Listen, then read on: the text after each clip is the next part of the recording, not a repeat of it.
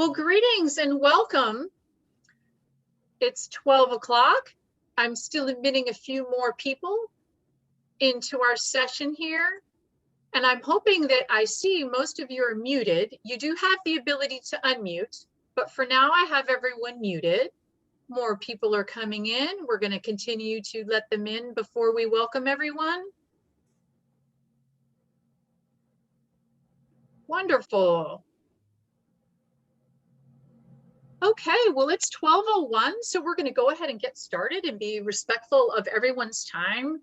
Good afternoon. My name is Elizabeth Leslie, and I'm the Communications Manager for the League of Women Voters of California. I know many of you here, but just to tell you a little bit about myself, I'm the Communications Manager for the League of Women Voters of California. I have been here for next week, it'll be 14 years that I've been with the League, and I have many roles, and one of them is very special, and it includes our My League online website project. So with that, I think we have many of our participants. We're up to almost 35 now. So I will continue to let people in as they come, but let's go ahead and get started. Again, my name is Elizabeth Leslie, and I'm the Communications Manager for the League. And you are at the My League Online Tips and Tricks for More Community Engagement.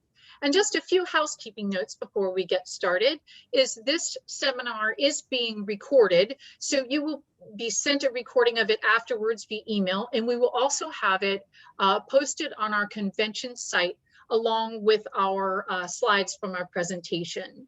We will be doing a few unique back and forth moments where we're looking at screens, we're looking at individuals, we're looking at websites for screen shares. So there might be a little bit of a time delay in between each of those moments. So do be patient as we work through our first virtual convention Zoom webinar for Milo. Also a little bit about, ooh, more people are coming, fantastic, welcome. And again, everyone is muted, but you will have the opportunity to unmute once we get to our Q&A portion. And just to give folks a little bit of a background about Milo, we've been around for a little over 2 years now, and many of you may be familiar with the predecessor to Milo, which was also, we had a fun nickname for, LU, League Easy Web, which is the brainchild of Carol Watts and Carl Haig. We're very grateful for their service. They really helped do some incredibly progressive work at a time when leagues did not have a web presence in the 90s, and it was a very successful program for over a decade.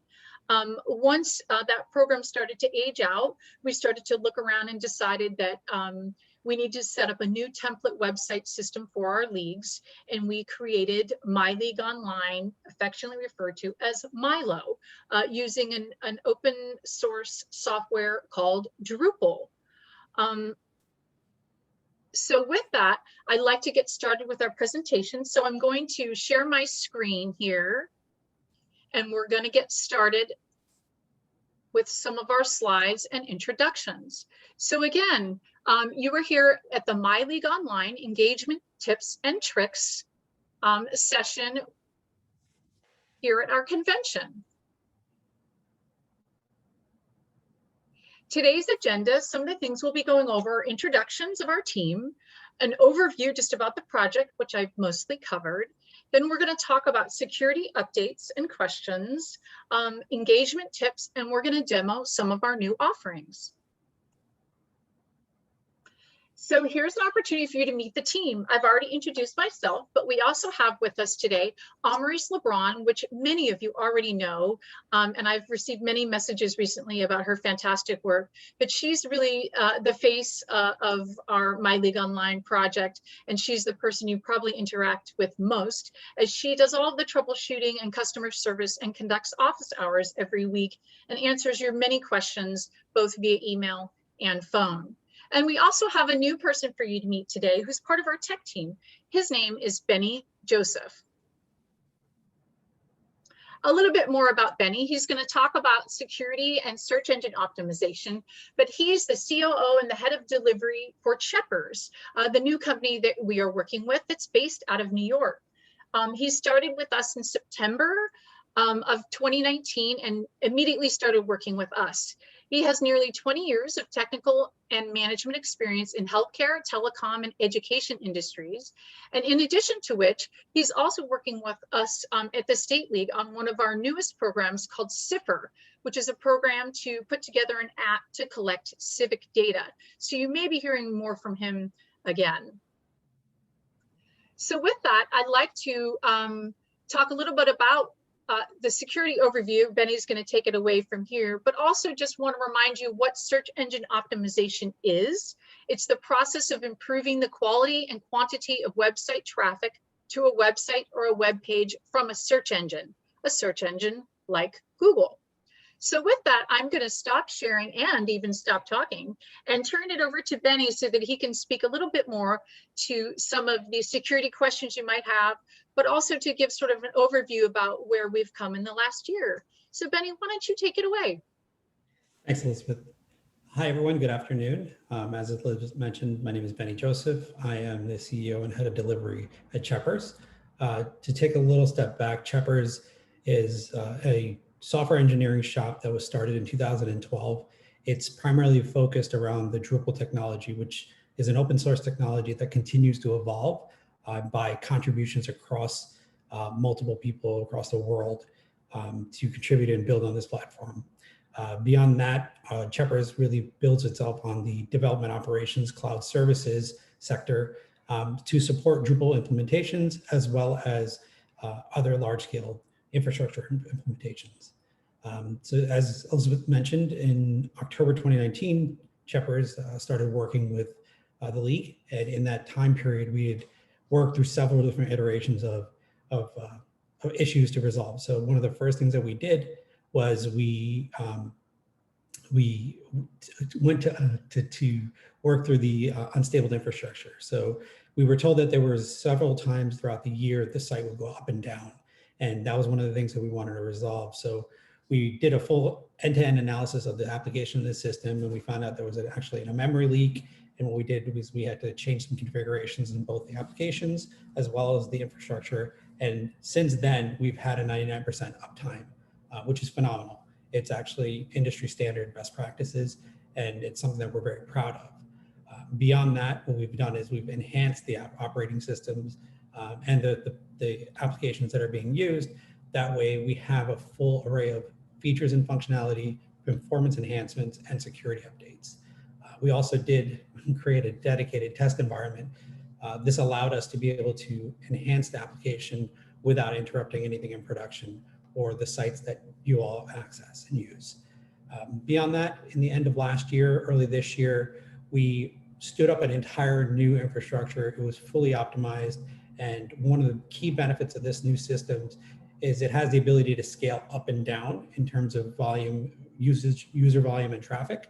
So for example, I'd say the 6 to 8 weeks leading up to the election, we were seeing an increased amount of traffic coming into the sites, which was a phenomenal and great thing to have. But our platform was able to actually scale up to handle that volume, make sure that the site keeps running, that the features and functions you're expecting to use are fully and readily available. One of the additional things we came across is there were, and this is something that happens across the board, but there were bots that were trying to get into our system, but with the enhancements that we put in place, it's called the web application firewall.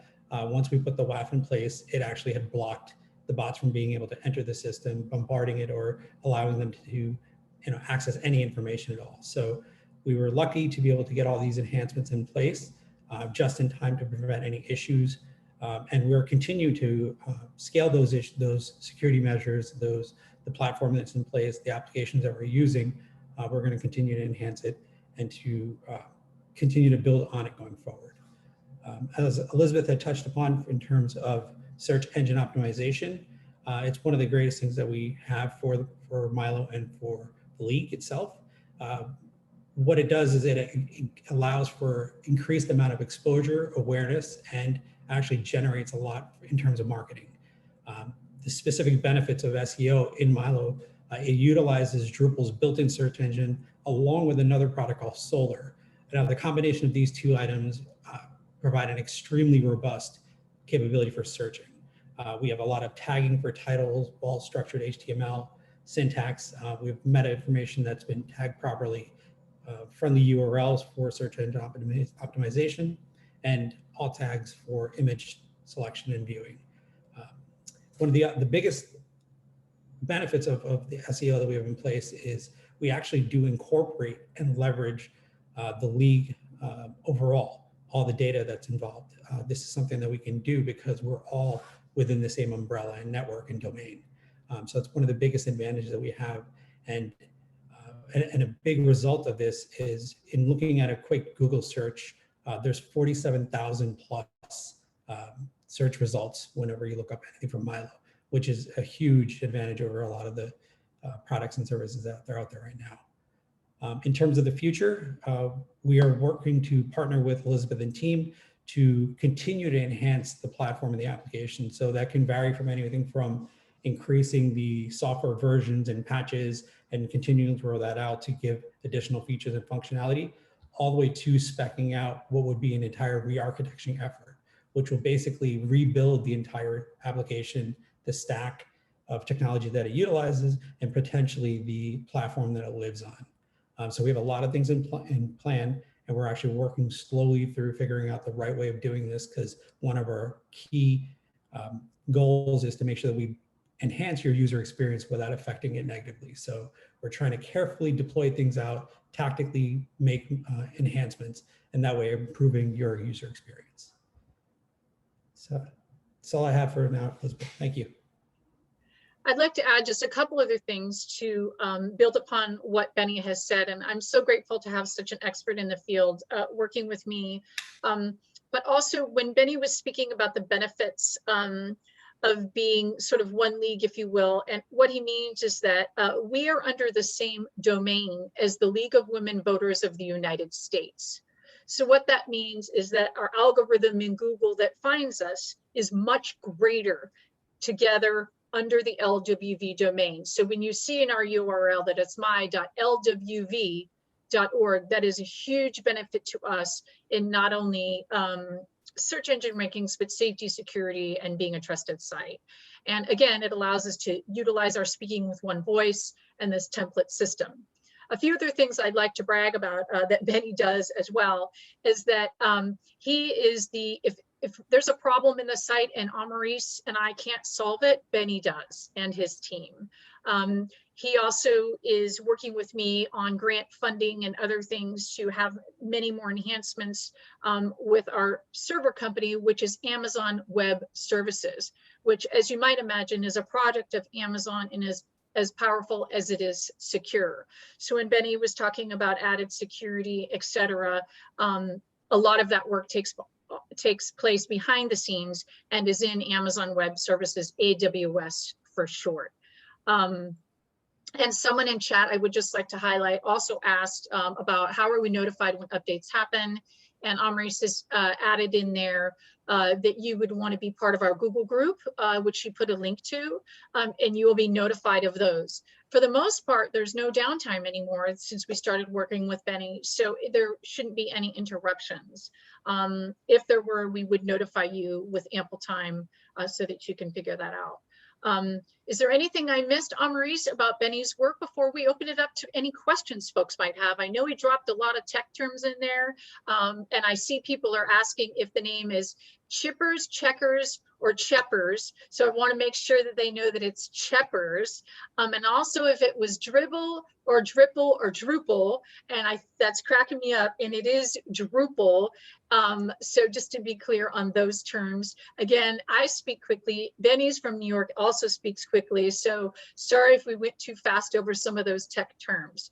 Maurice, are there any other things you wanted to highlight in Benny's work before we move on to the questions? Nope, I think y'all, both of you have covered it. Okay, thank you. And if you're able, put your question in chat. That is kind of the easiest. Then I can read it clearly for everyone to hear. And I do have one here, which I think, Amaris, you will be able to easily answer. But Jan Kerwin asks, when I search for our local league's website, our old LU website comes up. How can we change that? I can definitely help with that. It will just take a quick email and I'll connect with you, Jan, on this. Thanks, Maurice. And just a note to others that we're in the process of decommissioning LWVC altogether and actually taking down its server. So I think that will resolve any of those lasting issues for folks. But it's a little bit more behind the scenes work that we're doing to sunset that project. Are there any other questions that folks have for us now? You can try to unmute yourself. I would prefer you to use chat, but if you're not familiar with that, you can also use the reaction for hand raise, and I'll see if I can call upon you. Does anyone have any security or tech questions for Benny? Okay, I have another one here. From Marianne Gaywin, pardon me if I'm mispronouncing your name. In Monterey, we also have trouble with old info coming up. Please clarify updating role of our web coordinator versus membership director.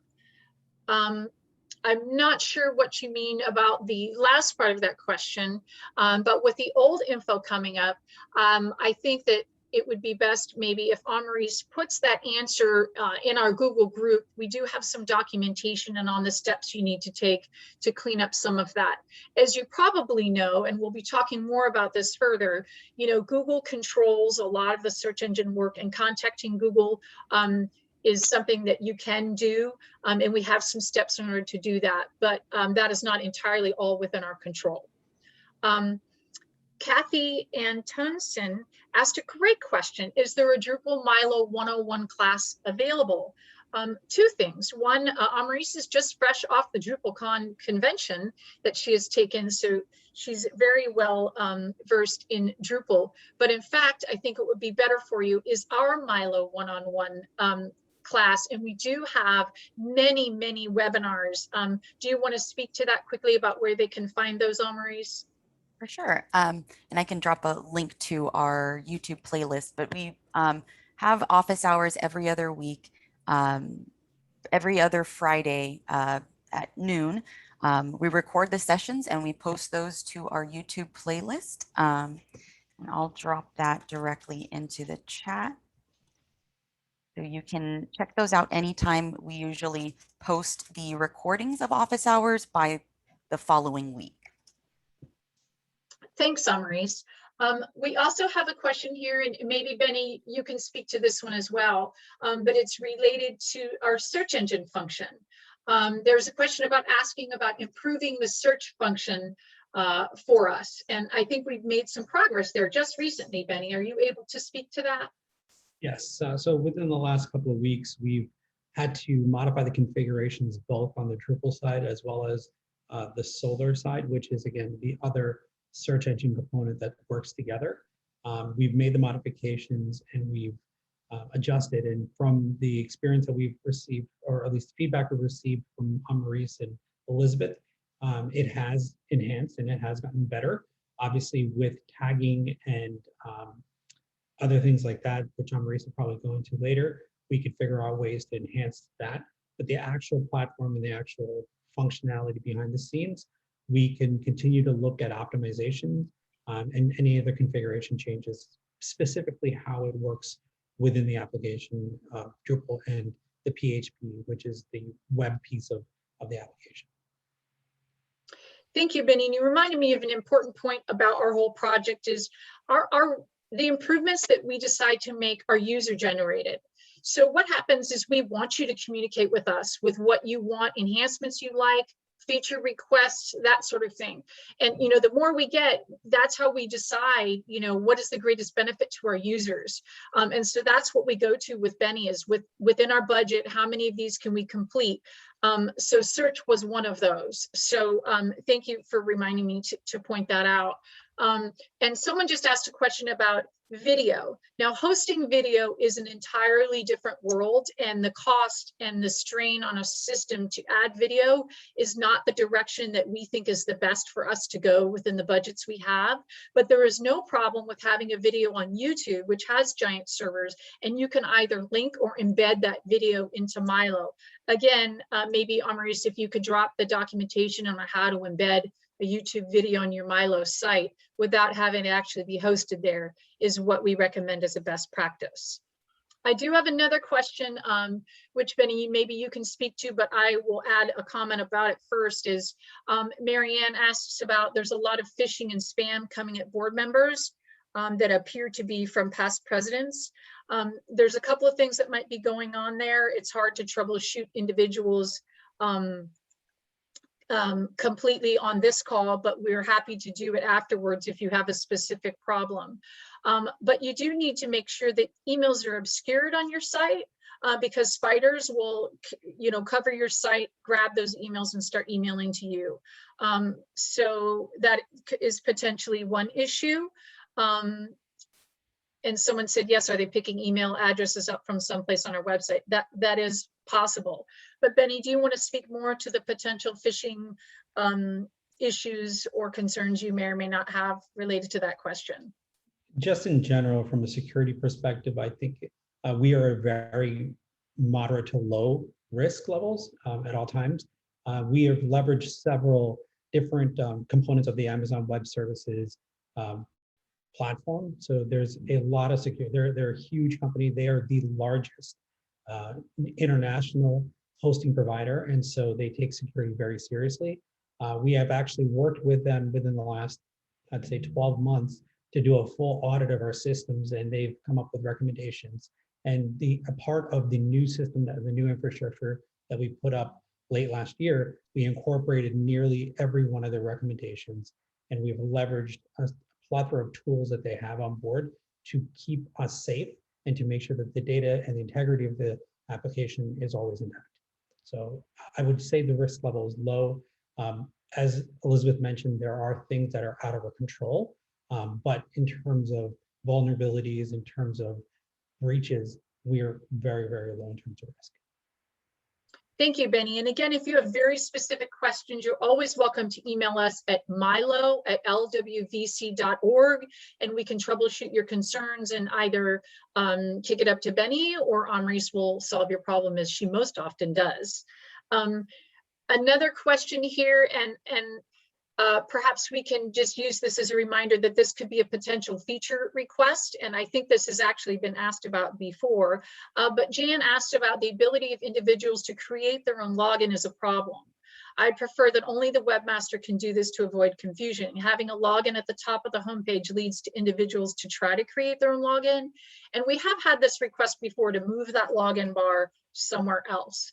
So if you guys email us and say, we want that too, that's what we're looking for so that we know where to spend our time. So make a note to yourself if you too would like that feature enhancement. Now I have another question. This is a great one, and again, it speaks to potential feature requests, because really anything is possible with Benny and his team and Drupal. There's really no limits to what we can do with this site. And this is a great question from Joan Donahue. Developing tools for low-tech users to use in local design of our sites would be appreciated. For example, drag and drop designs similar to something in Wix. Right now we have, what's called a WYSIWYG, which is what you see is what you get. But the drag and drop is a newer feature. And again, that is possible unless Benny tells me no, but it would be a feature request. So if that is something that you would really be passionately interested in, a drag and drop, that's something that we would definitely consider. Somebody asked me about what do I mean by obscuring the emails. So for example, you could, instead of actually putting someone's email, you could use a contact us web form, which Amrice could probably speak to a little bit more than me. Amrice, do you want to talk about a web form? Yeah, I also want to point out that in the chat, I did drop a link to how our email addresses are protected in the site. But if you do prefer to use a contact form, it's a great way to hide your email address from the public. It is going to be hidden behind the form itself. So essentially, like you've seen on most other sites, you can have fields for the visitor to fill into, write their message, and then just click a submit button. without interacting with your actual email address.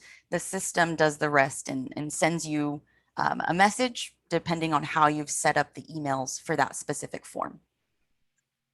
Thanks, Maurice. And just as a follow-up, someone asked another great question, which is, sort of our community sharing is why we're here. But Kathy asked about, she said, I'm curious about email addresses in general. Are other chapters using their personal emails, et cetera? And somebody put a great reminder in here that says, I think Carol, perhaps, that says, we use GoDaddy for our domain name. And as a side benefit, we get 100 forwarding addresses for about $20 a year. Most domains do provide this service that includes email. That is one change between Lou and Milo, is that we do not provide the email addresses. A lot of people, and thanks Suzanne for the reminder. Hi, Suzanne. A lot of people use Google Suite to obscure their addresses, and more people are moving to the whole nonprofit Google Suite, not only for Google Docs, and Google Domain gives you 100 forwarding addresses for no extra charge. And yes, we are all under the LWV domain. I think that's what you meant, Kathy. Okay, I see Kathy, did you want me to unmute you, or did we get your question answered? I think she says she's fine. She knows how to use chat, so I know she'll drop it in there if she has another question. So all of those are fantastic questions. Are there any other security or specifically tech-related questions that we can share between the three of us today? Kathy did mention that the email addresses are very frustrating. I'm not sure if she just means getting them from the domains or using web contact forms or this phishing in general. But there are a couple of workarounds for that. Oh, no, not having an, oh, sorry, Amaris is mentioning more about domains. A much needed upgrade to have all of this the same domain rather than each chapter managing it. Well, we did do that in our cost assessment, and it's really cost prohibitive for us to offer Milo at $400 and less. It's really, for us to include email in that, the change to the cost would be really unaffordable, I think, for most people. And Marilyn Sherry just wrote that they have a separate domain name and use addresses like membership@lwvcs.org. So that is possible. Thank you, Marilyn, for sharing that information. I don't know if Amaris or Benny, you have additional advice about email addresses. I don't have a Yeah, what we've gone over would be my recommendations. Using Google Suites, as Suzanne Carnero mentioned, using our contact forms, those keep the addresses from, or your true personal addresses from being made public. Thanks, Amaris. And a couple follow-up questions. I know, Kathy, you're saying it's a lot to manage for a group not comfortable with tech. I recognize that. We do have some more documentation that maybe could help you, and we have videos as well. So when I say documentation, I mean both written and video formats for help. And it would be fine for you to set up an appointment with Amaris, and she'd be happy to talk you through some of that in addition to our office hours. That's what we're here for. We're all one league, and we're always happy to help you by phone or email. Sometimes picking up the phone when it's tech related is just a little bit easier to solve it than trying to explain it over an email. And back to this documentation, Roma asked about, they just switched to Milo, the best way for me to get up to speed with website posting. We actually have sort of a beginner track for Milo, and I think I see Amaris is busy getting ready to put that link into chat again. That sort of is where to start if you're a beginner, and sort of the steps that are the easiest to follow to make sure that you're making the most out of your site.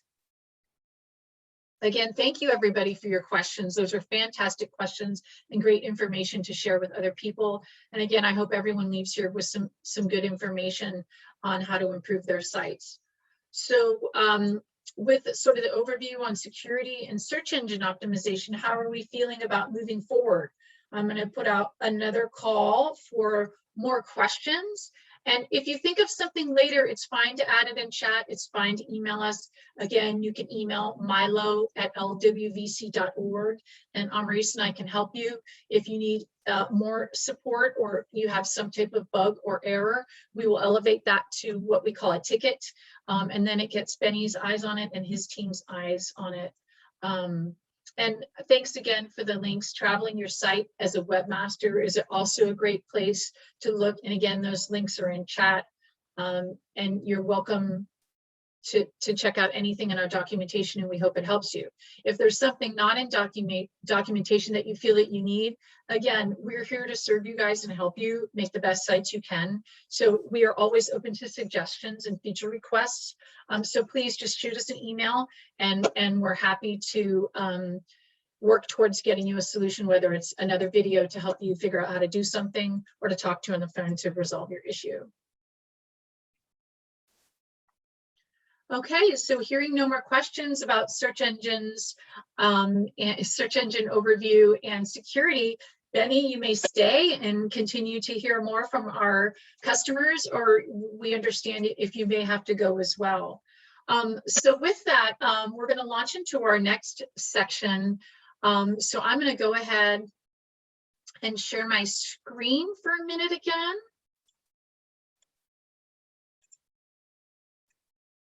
And we're going to talk about some of the tips and tricks to improve your website. And the reason you're improving your website is, let's not forget that audience is everything. The league does a great job at talking to each other. We do a less than great job about talking to other audiences outside ourselves.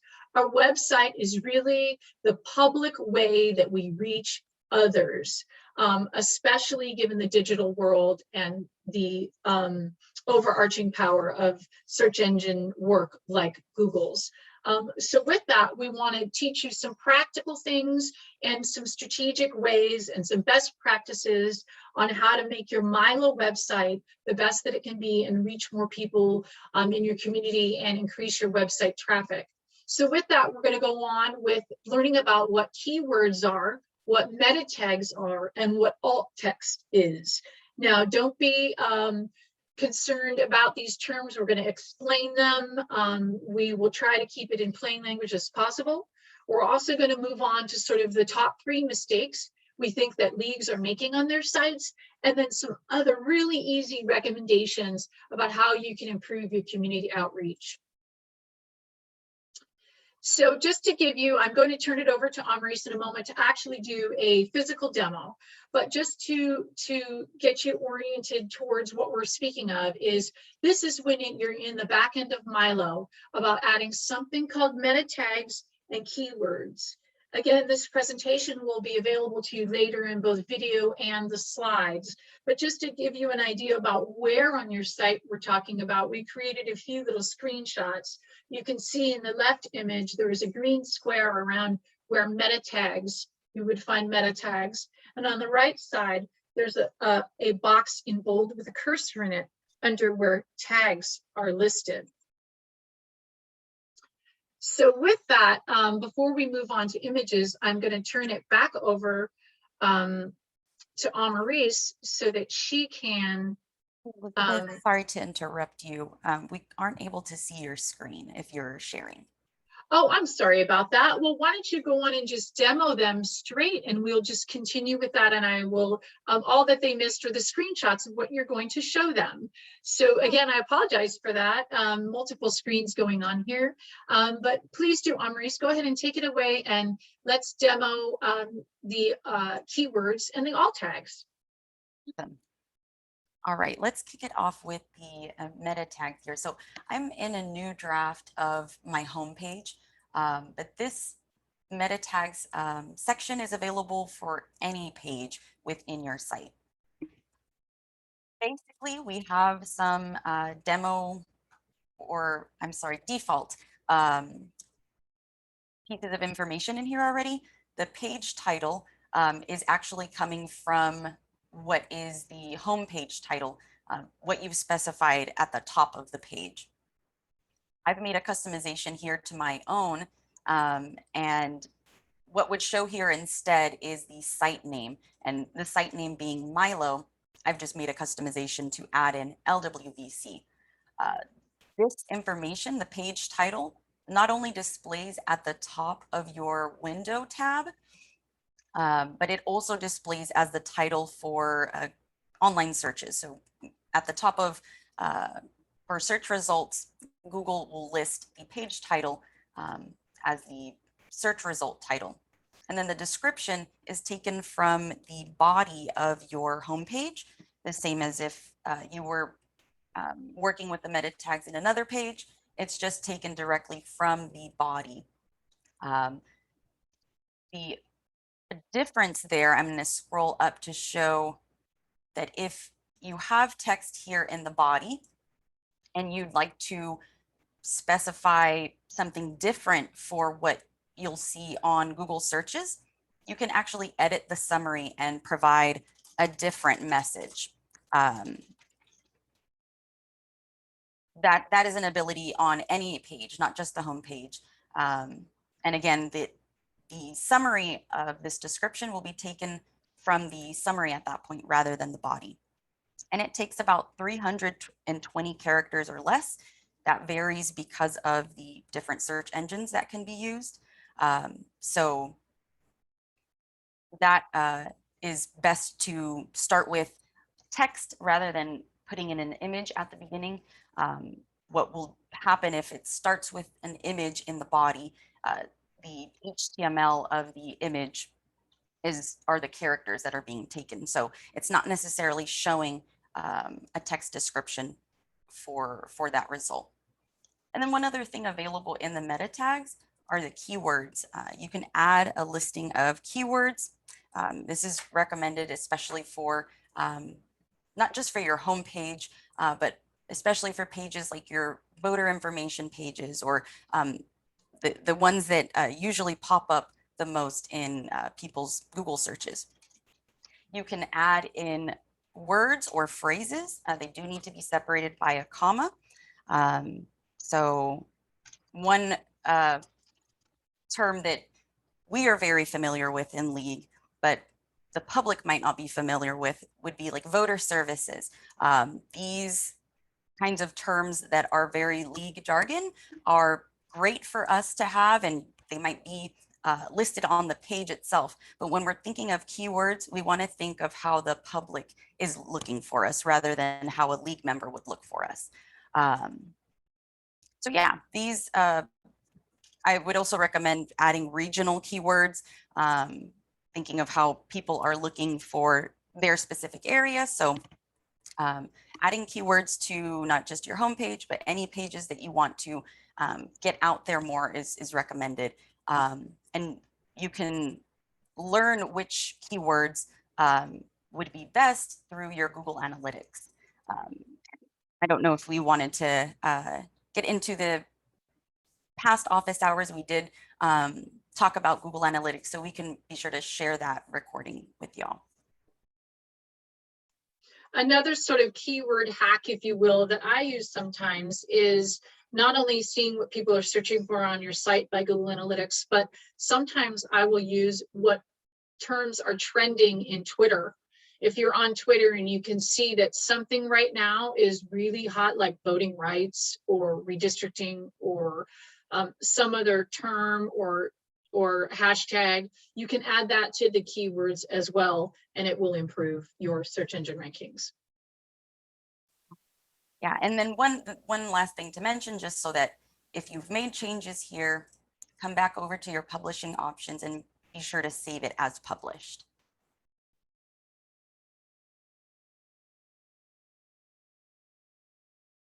And so there, if I would have made a change to the title portion of that meta tag, we would have seen a change here at the top of my tab. But otherwise, the changes are somewhat invisible to us, but they're visible to the bots for the search engines. And I think with that, Elizabeth, I can go ahead and kick it back to you for the alt text.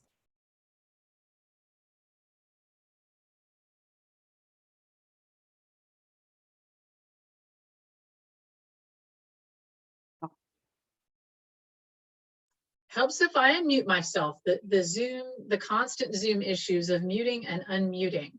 Okay, I'm going to see if I can really share my screen this time. And to see if we can talk more about alt text. And I'm going to go ahead and share those screenshots again, Maurice, that I missed sharing this last time.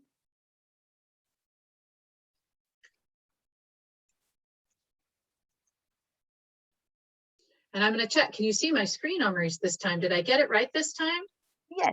Okay, fantastic. Okay, so just a quick review of what Maurice was showing you is, again, in this green box, the left is the meta tags, where you'll find those. The right are the tags, the tags including your keywords. Now, all of these are important. Just to give you the 50,000-foot level again, is this is how the Google algorithm works. And think about it from a more practical way, is when someone goes to Google or Bing or any of the other search engines, they're going to drop in a term, voter guide California, or voting California, or voting rights, right? So that's how they're going to find your information. And again, I can tell, because I use a Google Analytics for all of the Milo sites, 85% of the traffic that goes to all of your Milo sites is from Google. 85%. So it's super important that you're utilizing all of these meta tags and tags, because you've worked so hard to create all this information that you want people to be able to find it. And do remember too that people enter your site from different places. Not everybody's coming through the front door or your homepage, if you will. They're coming from all different ways. So, and that's why these keywords and terms are allowing them to do it in that manner. So let's talk about images for a second. I had to throw up some puppies, because what is a presentation without dogs asking you to vote?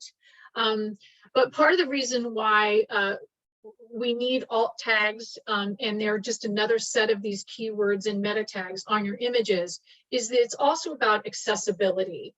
Because people using screen readers, these terms will be read by their screen readers, and allow them to hear what you see on the site. And we want to make sure sites are accessible for everyone. Also, just noted, I must add, when we're talking about images, that copyright on images is a thing. There are many leagues that have been sued across the country for using images that they did not own. It is really a best practice to try to take your own photos. It is the real photos of the real people, not the stock photos, that are going to be the most impactful. Even if you're at a meeting, do something cute, hold up a sign, even people working, but people actually doing something at a voter registration drive, all those real photos of your real people that you own are really always the best way to go. I always recommend faces too. Faces give people emotion, and that helps them relate, and it encourages them to take action. And again, there's a system that I use called Canva that is free and includes a nonprofit accounts that give you like teams you can add, where you can create all the images that you need using their photos that already have copyright permission. So you don't have to search for photos that have this copyright permission. You can create what you need in a Facebook size, a Twitter size, or website size. Whatever you need, you can use Canva for that and not have to worry about that copyright. Okay, so the alt text location. So you've taken a photo and now you've uploaded it to your media library. If you don't know how to do that, Amrish is going to put a link in the chat to show you on the documentation on how to add something to your media library. But once you have done that, you are going to show in the media library, yes, display in the media library, or no, I'm the only person. Maybe you don't want to share this photo. That is fine too. Also, what you can't see above this is sort of the consent that you do own this photo that we put in there as a reminder to people, so we can make sure that they do own that photo and don't get in trouble for using something that they're not allowed to use. So there you will see the alt text with that red asterisk there next to it. So this is the screen readers I was speaking of for people that are visually impaired, and also this for search engines. So again, these terms can be these simple non-league jargon terms that you want to use to describe that image. Voting, voter guide, very simple.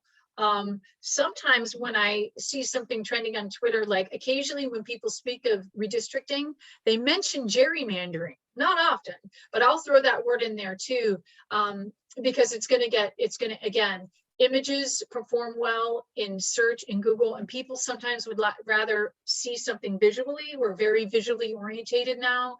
So seeing a visual image as well as text is really going to help inform people and encourage them to take action, whether it's to vote, to donate, to whatever it is you're trying to ask them to do.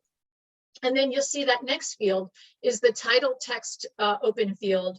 And that's what people get when their mouse hovers over your image. So it'll say, you know, voting guide, California, primary election, or whatever you happen to put into there. So before we head on, I'm going to stop sharing again. Before we, if I can figure out how to do it. Okay.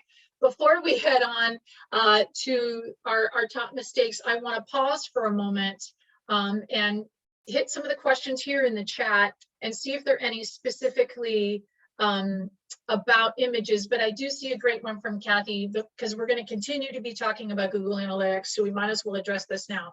And Kathy writes, do we need to have our own Google Analytics? There's not one set up for all the Milo sites. The answer, I have a duplicate answer sort of for you there.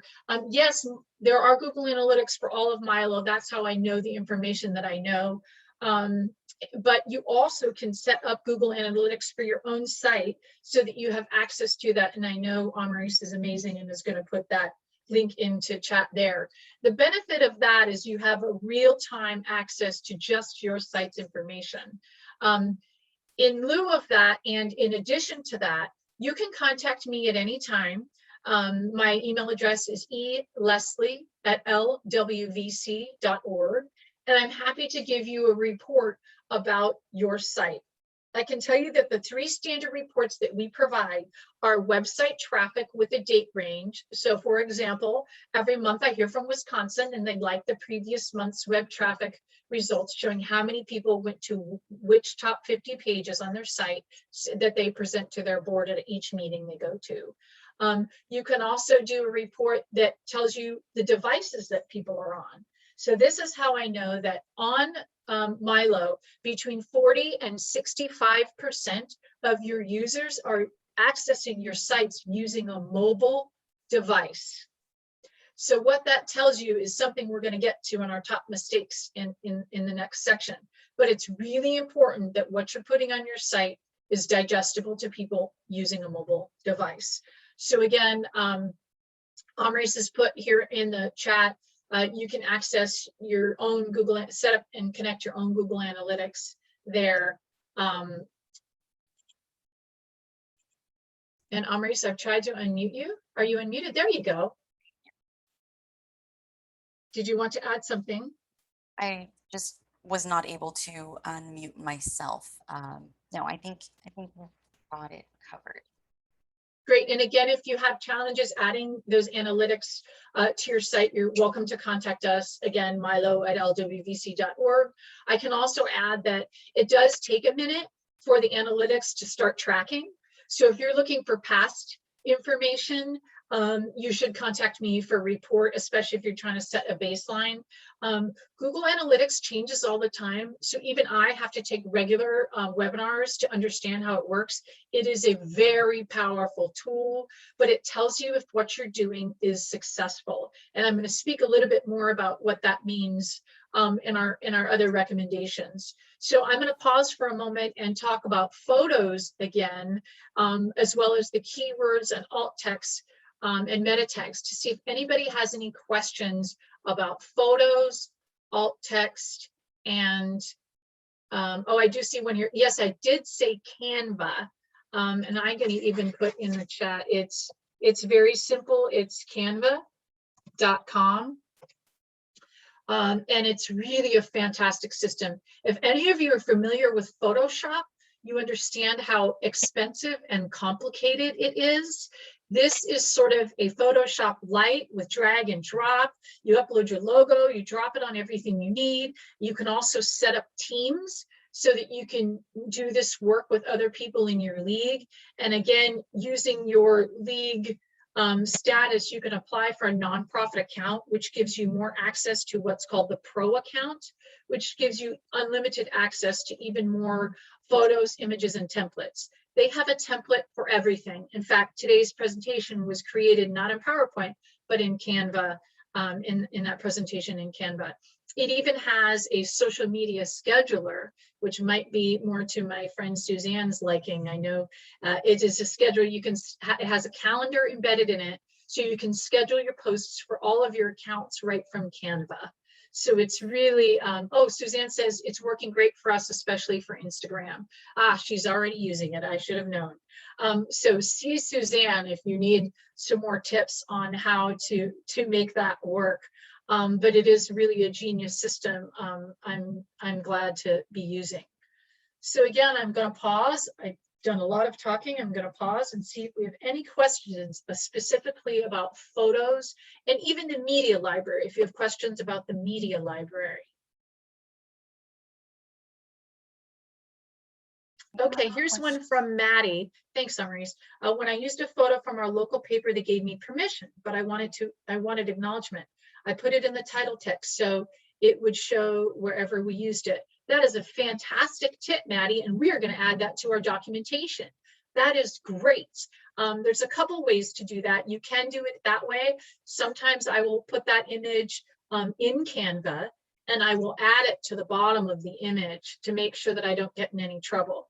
And I will often also add it at the bottom of the article, you know, photo credit to, and I will put that, make sure that's on the article page so that we're well within the copyright permissions. If you do get a scary letter from someone claiming that they own an image on your site, make sure it's real. We have had a few, although that is something to be concerned about, we have had a few fake emails go to people in the California League saying, my name is, I think her name was Marge, Maurice, I forgot what her name was now, it was an M. There's various versions of her name that she would send it through with, so yeah. Who claimed, if you don't pay me now, so just make sure that's legitimate. One way to do that is to contact us. Another way to do that is I simply, when I received that email from a league person, I Googled their name and said, photo scam, Marge Smith, is it real? And like a dozen things came up and said, you know, I got this letter from this person, it's not real, etc. So don't click it, contact us or do a little bit of research in Google and see if you can find out if it is legitimate. Yeah, usually if it is a legitimate request or they're coming with that kind of message, they'll usually include the image that they own that they're claiming that you have used improperly. So if there's a link that they want you to reach in order to see the image, don't click on that link. Don't click on the link. Correct. And we have another great comment in here from Suzanne. We wanted to use a political cartoon one time and I got permission by contacting the artist through Twitter. I'm telling you, Twitter is a great place to reach people because people would rather be there than on their email. So it is a fantastic way to try to reach people. Asking permission is also another way to create a partnership and more awareness about the league, because that cartoonist may turn around and say, hey, thanks, League of Women Voters, for contacting me, make sure you're registered to vote. So it is just, you know, another sort of community relations, public relations way to not only make sure you're following the copyright laws, but also making your league respectful and legitimate. Grace Peng also put a nice link in the chat box about California has a bunch of images for the public and they want us to use them. So there's a gallery of photos there. You will find there are more and more places to find photos that are okay for use. One of them is called Creative Commons. They have many images and a huge image library that has different levels of categories of usage. Like you may use this as long as you're not trying to advertise something. You may use this as long as you don't alter it. Oh, look, and here's the Secretary of State has images for us as well. But just make sure that you've read the fine print on the usage. Flickr is another place. It's also part of the library of Creative Commons where you can find more images. But again, you must read the fine print that says you may use this as long as you give me credit. So do make sure, and Anne-Maurice has put a link to the Creative Commons library in there for your use. I know that League of Women Voters of the United States has a great Flickr page with images, and so do we. I will say, though, that I'm starting to see those pictures everywhere. So I do encourage you, again, take pictures everywhere you go. The great joy of many of the iPhones, the quality is great for social media and web usage. Very few of us need high resolution print quality stuff anymore. So, you know, it's digital, so you can't really make a mistake. So I highly encourage you to take as many photos as you can everywhere you go. Selfies are okay. Also, Grace put in here, Library of Congress, UC Library are good sources of public domain images. They definitely are. Thanks so much, Grace. And you might have a bigger library to pick from by using those different sources. And try to stay away from stock photos if you can. Sometimes it's unavoidable. I find sometimes I have to use stock photos. For example, Anne-Maurice has been our model for almost every campaign we've ever done. And I'm like, wow, Anne-Maurice, you know, we've used you for so many years now. Thank you. And maybe we need to increase our library of images too. And then Carol wrote, people may want to have a copy of this chat. Click at the bottom of the chat. Yes, thank you so much. And we will post to our Google group sort of a list of resources along with this presentation and video so that we make sure that you have access to all these great ideas. Because that is the one wonderful thing about convention that's harder to do virtually is the sharing of our great ideas. So I'm really excited. If you have other great ideas you forgot to share, feel free to email us and we'd love to include them in our set of resources at the end of all of this. So with that, I'm going to keep going here and we're going to talk now about the top 3 mistakes that leagues are making on their websites. Don't be alarmed. I've made these mistakes too. And Anne-Maurice, I'm going to kick it over to you for this. Thank you. I'll go ahead and start sharing once again. All right. Hope y'all can see my screen. So the first one we're going to be talking about are headings. You know that we have the WYSIWYG, and within the WYSIWYG text editor, there are different heading levels available. The only one that you don't get to choose from is heading 1, because this is always going to be the page title. Before I get into the headings, a little bit more about why the headings are important is, again, it ties all back to search engine optimization. Having the headings automatically, the title being heading 1 is going to be great for your SEO because it is giving the most information about the contents of your page. And then as we go down the page, there should be a sequential order to your headings. This is going to organize the page nicely for visual readers, but it's also going to be super helpful for accessibility when it comes to low vision or no vision users. This will be the basic hierarchy of the page, allowing those who use screen readers, those would be folks with low or no vision, they'd be able to jump from heading to heading. So if the headings were used to decorate text in the middle of a section, it can be confusing for the folks using screen readers. So again, the heading 1 you don't have to worry about, but when you're using heading 2, heading 3, or heading 4, keep in mind that you're using those to try to make somewhat of an outline of your page. So heading 3 should always follow heading 2.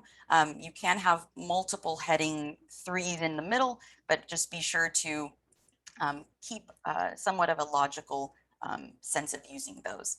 The second mistake that we see around the sites I don't have an example here, but we know PDFs and we love PDFs.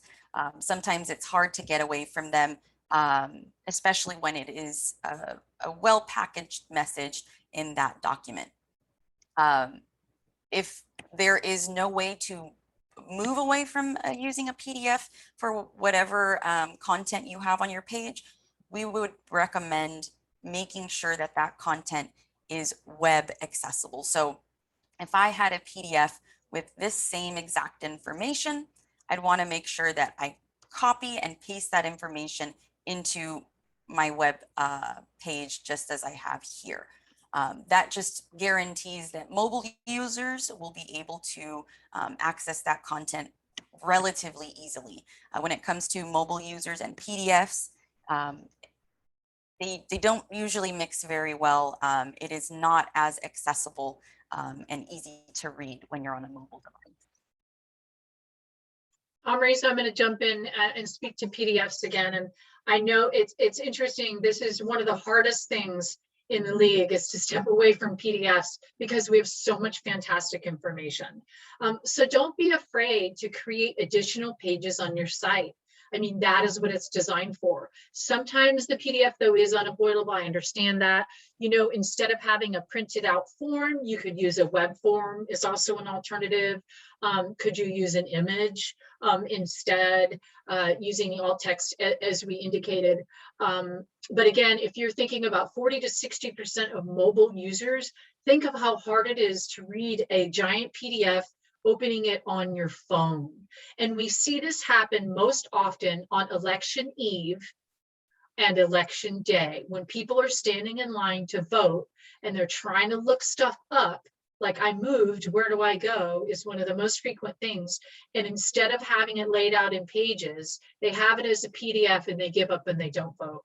So it's super imperative to simplify the information that you have so that you can break out of these PDFs. And I'll speak a little bit more to another strategy to deal with that content after Amaris finishes her next one. Yeah. So the last mistake, I'll just show it here on the front end first. We often see links just dropped into the bodies of pages or wherever they are placed. But we would recommend making the changes to those link titles. So the link title is the text that displays, and down here, these two, the link title is the URL itself. So you can make changes directly to, and just start adding into the middle of that URL. So I'm going to go into the back end of this page just to show how easy it is to make that change. After you've dropped in a link, we can show it off again. So here I have the link. In order to make the change to the text, I want to make sure that this link is active. So I'm going to copy it because I don't already have it on my clipboard. But using the linking tool, I can just drop that in. Whoops, there we go, the link URL. And by inserting that, well, and actually I could have done that from here as well. Sorry, I'm going to open this back up.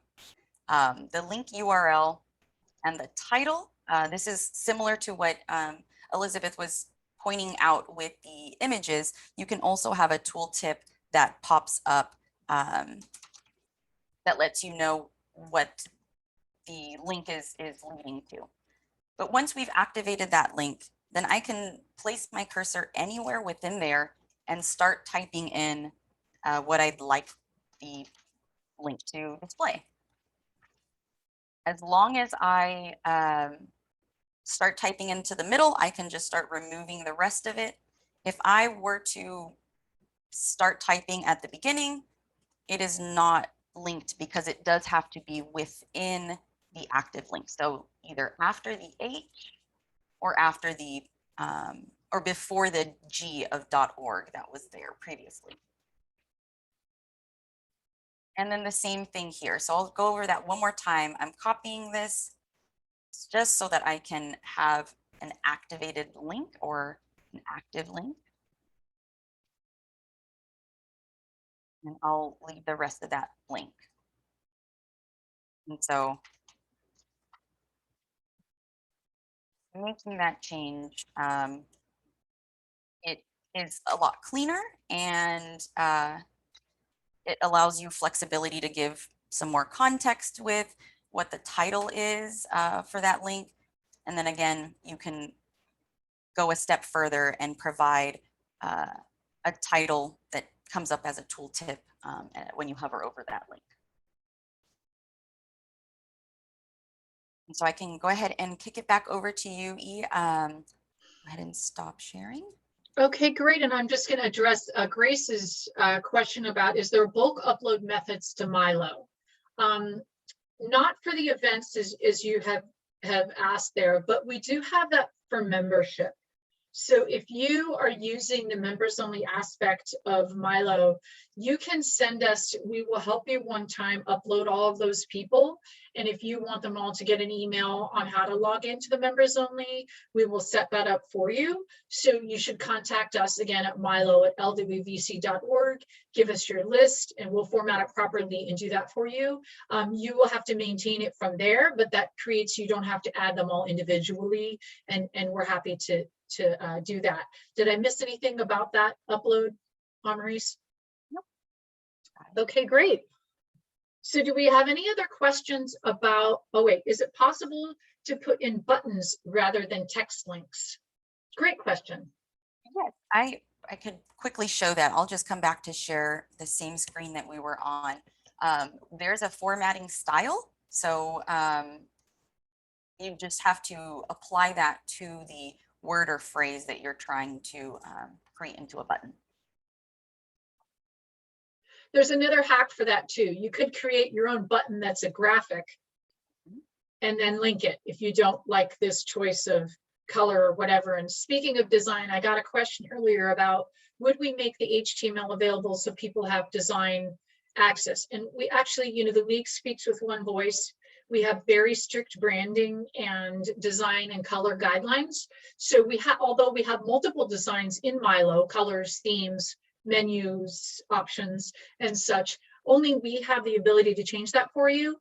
So again, we can tell you more about that. Contact us, we're happy. So if you'd rather have the purple and gold theme versus the red, white, and blue theme, we can make that change for you. But we have to keep the designs within our style guide and standards and follow the branding requirements set by our national organization. So there's not a lot of flexibility there, but we've tried to make the sites attractive with a few options there. And I will point out, I think I'm still sharing my screen. If you want to just merely change the colors and maintain the menu on the left-hand side, you can make that change yourself. So through your homepage, it is going to be, I believe, in the advanced section. So come down to the collapsed sections, advanced settings. Colors with which your league displays, theme is what you'll want to change. So you can change between purple and gold or the red and blue. Your menu will stay on the left-hand side. And as Elizabeth said, if you're trying to go for the purple and gold theme with the menu across the top, you will need to reach out to us. Thanks, Maurice, and thanks, Donna. She said she really likes the purple and gold. Thank you. You know, it was such a mixed bag with choices. So many people like one and so many people like the other. She said the blue button with the red link text makes it almost impossible to use for a decent looking link. We hear that. Thank you for that feedback. Maybe potentially we could look into some other design options for that, or you're welcome to create your own colored button and upload it as a graphic there if that's more to your suiting. I would caution you though not to use too many colors. You know, that is sort of a best practice thing to stay consistent. I'm going to go ahead and share my screen to continue on with our next part of our presentation here, if I can do that correctly. Okay, so we've, oops, sorry, my slides went a little wonky. Okay, so we're going to talk about website communications just sort of in general. And one of the strategies that I try to share with people about how to think about their website is, first of all, it's never done. You can never say my website is done. It's a dynamic environment. It's always changing, and leaguers are so busy. They're always doing so much work. There's so much to tell and share and brag about that there's no way you could ever be done. There's always something more that you can share and do. And there's always an election coming, especially if you live in LA. So there's always more information that you can be putting on your site to keep it current. But there's a strategy that I try to share with people that makes it pretty easy to think about and understand. And it's called bite, snack, meal. When someone first joins an organization, you don't want to hand them a giant phone book encyclopedia of information. It's going to scare them away and they're not going to know what to do with it. So every piece of information you give someone needs to contain an action, but also needs to be suitable for that targeted audience. So if someone comes to your site, you want to give them a little bite of information like, oh, here's some information about voting. And then as they click through, maybe they want a snack because now they've digested what you just gave them. They're on to their snack. And now they can go on to their meal. And that's when you really give them the giant PDF of information or a 40-page pros and cons or report or bylaws or something much more that allows them to dig in deep. But again, the average adult, only 10 to 15% scroll past your first page. And the average time on a website is 2 minutes. So you've got very little amount of time to engage someone when they come to your website. So in order to do so, you need to make the information in digestible chunks. You don't want to lose them when they come to your site. So that's really important. So again, you can see on here, I love coffee, so I used coffee as an example. So you can see there's an espresso, there's a traditional cup of coffee, and then you've got your giant Starbucks latte, grande, or whatever you have there. But again, think about your website communications as bite, snack, meal. And it's really going to help break it down into smaller chunks. Again, you're not trying to reach league people, you're trying to reach other people. So that means your target audience is the general public. And so you need to compartmentalize some of that information and make it very digestible and attractive. Another thing is best practices about websites. Okay, so I'm going to talk a little bit about not only the bite, snack, meal, but simple tips that can really make a huge difference in what you do. The three of them are cross-linking, social media, and Google Analytics. We've talked a lot about Google Analytics in this seminar because search engine optimization is related to Google. Now, again, I know there's other search engines, but when I'm looking at our sites on Milo, 85% of people are coming there through Google. So in order for us to get the most bang for our buck, we're going to have to work with Google and make our sites work well within Google, take advantage of all of those aspects of those meta tags, alt tags, keywords, and being under the LWV domain so that we can be successful within the Google algorithm. And again, you know, social media matters. Social media matters. Again, when I'm looking at Google Analytics, when I look for where are people coming from, they call it referrals in analytics. Where do people come from? After Google, it is almost always a social media account. Granted, the percentage is obviously a lot lower than Google, but that doesn't mean you shouldn't be doing it for a variety of reasons. But again, Facebook is very digestible for people. You're giving them just a little bit. They can click through and get to your site and get some more. So again, this concept of bite, stack, meal goes for social media as well. And Instagram is really becoming popular with our leagues. And I think it's because it lacks the political divisiveness of Twitter and some of the political siloing that happens in Facebook. It's still like a pretty place to be. So I am seeing a lot of referrals from Instagram. You can automatically post to both Facebook and Instagram since they're owned both by Facebook. So there is some efficiencies in doing that. Okay, before I head to the new feature demo, I am going to stop my sharing, and I'm going to go to what do I mean about the cross-linking. This is something that I use. Actually, I didn't need to stop sharing my screen. Sorry about that. And you're going to see the back end of Canva, as you can see here.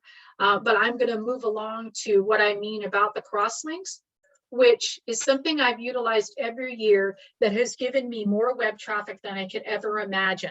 And that is called a reciprocal linking, or link back, or cross-linking, or however you want to label it. It's called many things. I go to media sites. In this case, just for an example, I went to Capital Weekly. It is a publication here in Sacramento about government and politics. Elected officials read it, as do other people. So, for example, here is a news article about safety for pedestrians, cyclists targeted in legislation. Okay, so say the league supported a bill that promoted more bike lanes or safety for pedestrians and cyclists. What I would do is I would go to this topical article. I would go down to the comments section, and you can see my face is here because I have an account with a place called Discus, which is many media outlets. I believe the Chronicle and a few others use this system. It's what allows you to comment and participate in the back and forth public comments that are on news articles. So here I have the opportunity to say the league says voting yes on, say it's Senate Bill 2 will help pedestrians, ... And you put your link here. So anybody that reads this article is going to see this and click through and go to your article about the legislation or the voter guide or whatever the topic or the issue is that you're talking about. This has increased my website traffic at the state level immensely. Like it is my little trick. Now, there are some media outlets that have started to shut off comments, and you can't do it anymore because it got too crazy, I think, for some of them to monitor. But there are still many, Capital Weekly among them, and others that use this Discus platform. So meaning you need one account in Discus and you can post to all of those. I use it also specifically on ballot measures. So vote yes on Prop 11, the league says to, and here's why. Link, you can even add an image. So this is huge, and it's really easy to do. Another aspect of cross-linking, and I'm going to stop sharing my screen now. Okay, another cross-linking is, I know we used to do this, and Bonnie, you remember we did this in Smart Voter, is we had a whole cross-linking partnership promotion program where we would contact all the registrars, all the community groups, and ask them to put a link to Smart Voter on their site. Well, they did it, and it increases traffic. So in any of your partnership work, with the registrar, with media outlets, if they come to your candidates forums, wherever, if you ask them, please put a link to our website on there, they most often will.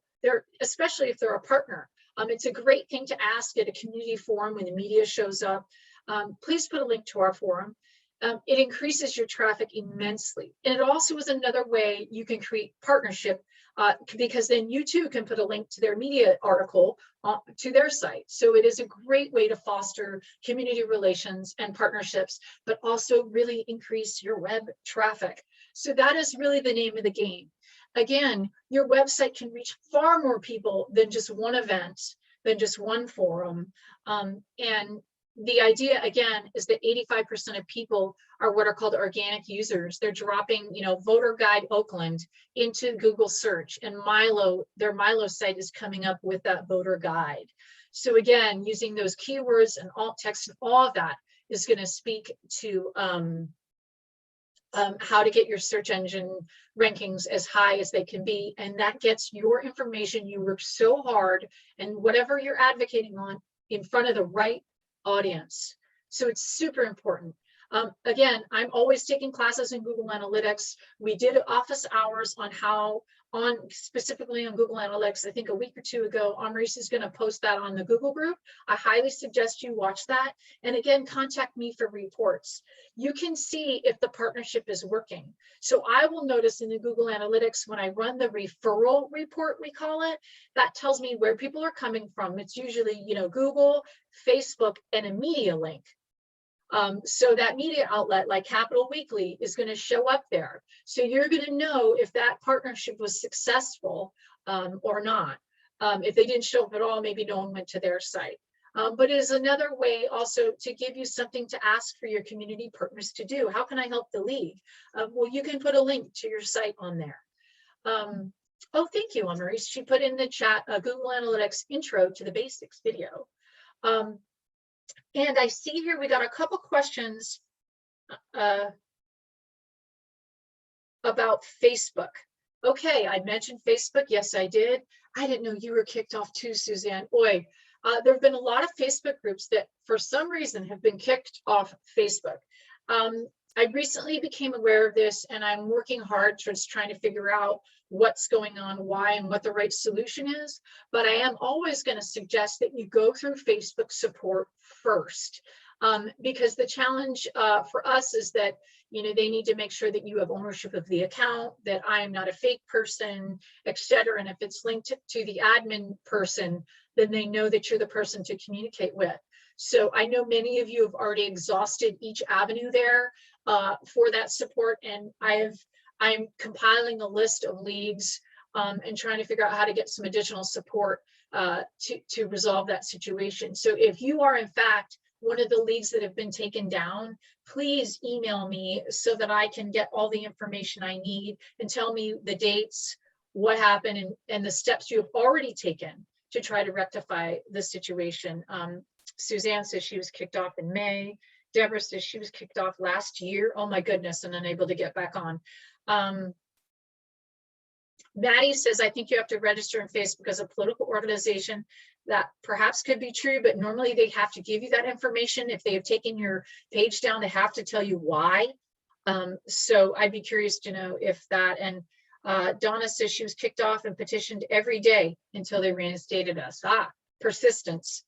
So again, do use the Facebook system online. Betsy Patterson, oh, she registered you as a political organization. That may well be true, but again, they have to give you a reason about why they kicked you off. So it's really important, if I'm going to step in and try to help, that I know if they gave you a reason or if they didn't give you a reason. So that's pretty important to know. And again, I'm happy to help troubleshoot that. And I'm sorry that you're having that issue, because Facebook is a really important platform for us to reach people. Again, as I have said a couple of times now, after Google, Facebook is really the next referral for people coming to your website. So it really is an important tool. And one other aspect of that is that, and I know Maurice will put this if she hasn't already in the chat, is if you don't have your social media icons and links or feeds in your sidebar or on your site, you need to make sure that you do. Sometimes people would prefer to go to Facebook to get their information than a website. Oh, and Suzanne writes, and it's funny, we're still on Instagram. Yeah, there's some inconsistencies there. So Facebook owns Instagram and Facebook, so to kick you off one and not the other is a poor practice, to be sure. So I've been speaking quite a bit and very quickly. I'm going to pause again for any questions. And I see Maurice has put in there to add social media buttons to your footer and to your sidebar in the chat. So are there any questions, or Maurice, please let me know if there's something that I have forgotten to mention. I don't know if you have a quick example of a bite snack meal that we could show. But that was a question that we got. Off the top of my head, I don't have one ready like on my screen to show you, but let me see if I can verbalize it a little bit. Well, maybe I can. Well, it won't let me minimize my screen as the presenter. Okay, so for example, on the homepage of LWVC.org on our website, we have a convention image about our convention. So there's a giant image there. You click through, there's very little content.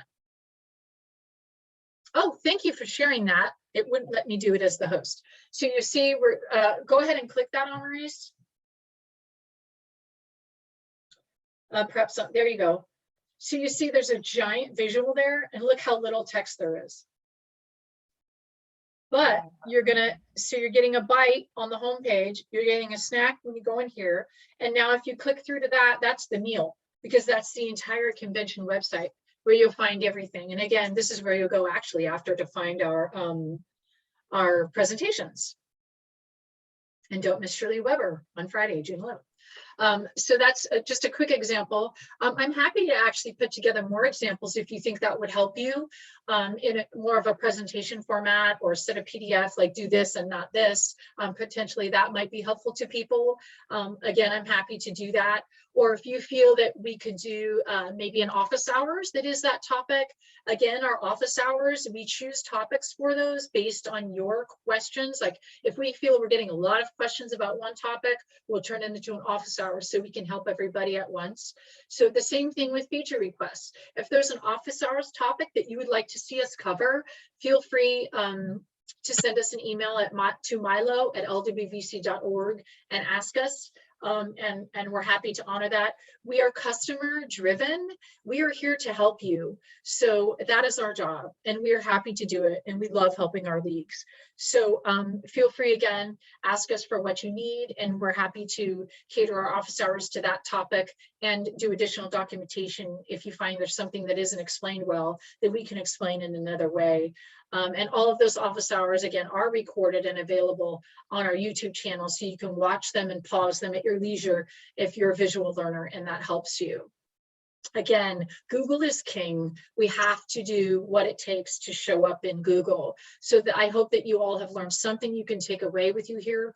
Photos matter. They show up in Google search as well. Those keywords matter, not only in trending in Google, trending in Twitter, but for use on your site and how people find you. Again, think of terms that are not league jargon. Voter service is a very internal term. People outside our organization don't really know what that term means. So try to use terms you think are pretty generic, or how you would break it down and explain it to a young person or a high schooler. Use those terms. And that will really help you. And as Amaris had mentioned, your regional term as well. So don't just put voter guide, put voter guide San Diego, right? So that helps people find you, and we can win at the algorithm game in Google. And just as another repeat, 85% of people are coming to our sites in Google. Between 40 and 60% are coming on mobile devices. It'll be really fascinating if you have not had a Google Analytics report done to contact me. I will give you 3 standard reports. I will give you your website traffic with your top pages. I will give you your referral report, which shows where people are coming from. And I will also give you your device report, which will show you what are people coming to your site using, mobile or desktop. Sometimes, as a general statement, I notice that rural areas tend to have less mobile than big urban environments. I see the urban areas seem to have a higher, closer to 70% mobile, and sometimes mobile goes higher during election because we have more younger people participating and seeking information, and they tend to access information only on mobile devices and don't have computers at all. So I think that's the trajectory of where things are going. So again, that's why we suggest breaking down your information out of the PDFs into more digestible chunks for people, so that it is accessing the information via mobile. Great question from Maddie. Google Analytics gives user location. It does, unless they have some kind of security system blocking. And sometimes I find, I'm like, wow, someone from overseas is looking at our stuff, but I recognize often that can be overseas voters that are seeking our information. And I had a lot of Alaska one year, and I'm like, it must be the military base, military voters. So it is really interesting to see where people are coming from, and you really might be surprised. I am every election. So again, use the reciprocal linking, partnership linking, if you will. Jonah's asking, does Milo automatically add state information to our sites? I'm not sure what you mean, but you might be speaking to the shared content feature.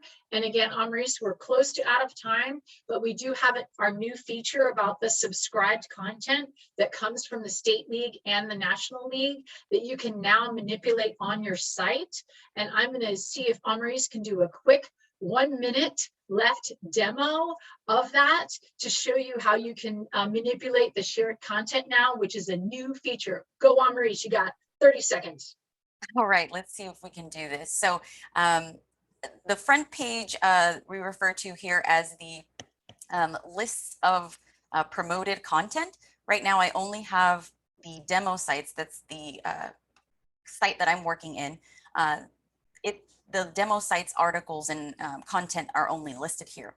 But now with our new features, I can add subscribed articles or subscribed action alerts to promote them to the front page as well. So let's show this off with the action alerts. For these, it does have to be current action alerts. So any that are expired will not show up. So I can promote multiple at a time. Once I promote them, it does require a page refresh. But instead of refreshing the page, I can simply just go back to my home page, and that incorporates the page refresh at the same time.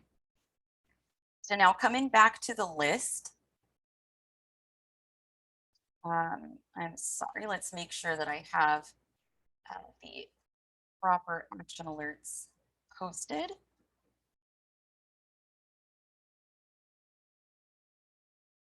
Okay, and I'll go ahead and demo as well with the articles.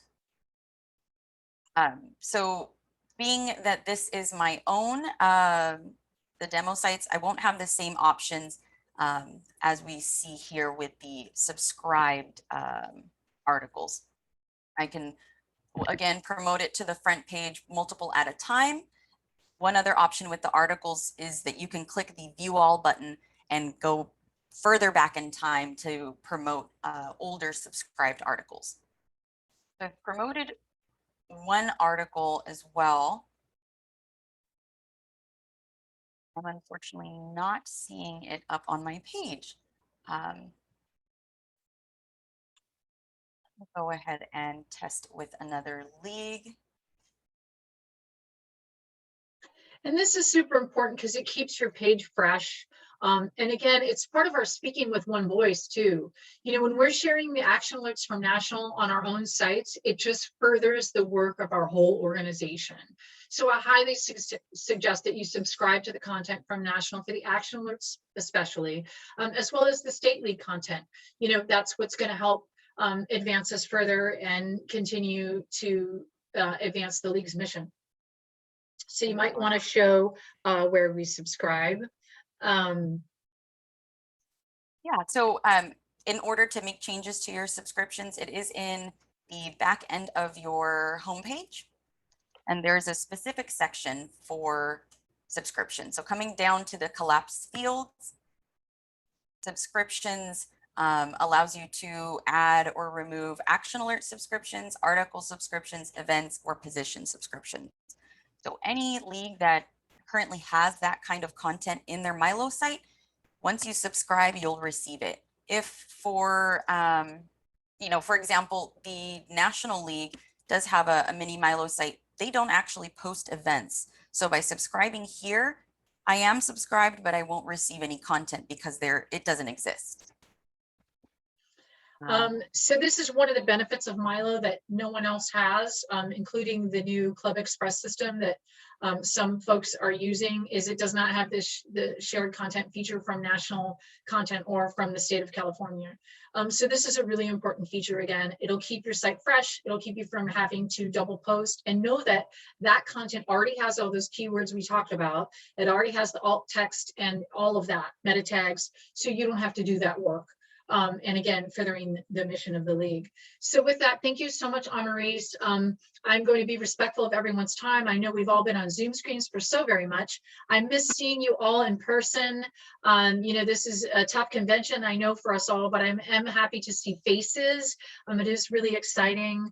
And I know that we will hopefully gather again in 2 years. We'll get a chance to be together I believe we'll be going back to San Francisco. Is that correct, Amaris? So again, just to highlight, there's this demo, the demo of site of the how to make sure you have highlighted to homepage, or you can edit that subscribed content. It's a hot new feature. We're so proud of it. It took us a moment, but we got it together. And then the Milo contact information you'll see on your screen here. There's our web address where you'll find the documentation at my.lwv.org. You can actually call us and Maurice will answer. This is a feature almost no one in the world has, I swear. Maurice is just such a wonderful person to work with, and I know you all have sent me these wonderful messages about her. Remember to join that Google support group. You can always email us. Please do. Feature requests, help, questions, resources, use that email. And also we have upcoming office hours on 7/2 at noon. Make sure you sign up. There'll be a link in the Google group so that you can learn even more. We're all about continuing to advance all of our skills and our systems so it works for everyone. And one thing about that office hours, it's going to be a general session, so bring your questions. Bring your questions. And again, with that, I'm going to keep our screen on here. Thank you from all of us at the League of Women Voters of California. We're so happy you joined us for this virtual convention. We know it's been challenging to be at desks and behind screens for so long, but we are grateful for all that you do. And again, we're always open to suggestions. And please do contact me about those Google reports. I do love seeing how successful you are, and you're going to be surprised at how many people are on your sites. So contact me. Again, thank you, Maurice, for all you do. You're a joy to work with. And thanks again to everyone. We are so happy to have you here, and look soon to find this presentation online along with some resources and the slideshow. All right, well, thank you, everyone. We hope to see you at the plenary sessions and the speakers. Have a great day.